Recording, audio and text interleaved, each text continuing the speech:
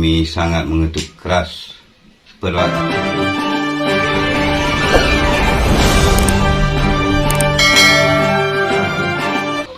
Pasca pengukuhan pengulu KMP suku Caniago yang bergelar Datuk Patih yang dilangsungkan di Kenegarian Muka Kabupaten 50 Kota pada 29 Agustus 2022 yang lalu, mendapatkan komentar dan perhatian khusus dari Nenek Datuk Rajo Dubalai beserta Monty dan tokoh masyarakat Koto Tuo Muara Takus.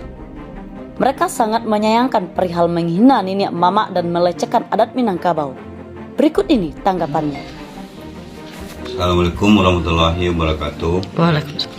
Amo selaku Nenek Datuk Rajo Dubalai, Pucuk Andiko Ampek-Pampek telah diundang Muara Takus, sangat menyayangkan kejadian yang ada terjadi di Mungka tersebut.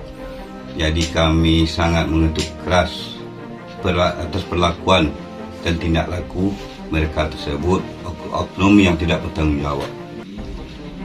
Ada tambahan dari Datuk mengenai kejadian ini yang sedang kita bahas. Jadi untuk permasalahan di Kenegarian Mungka, kami sedikit menambahkan itu sesuai dengan apa disampaikan oleh Nenek Datuk Rajo Dubalai tadi.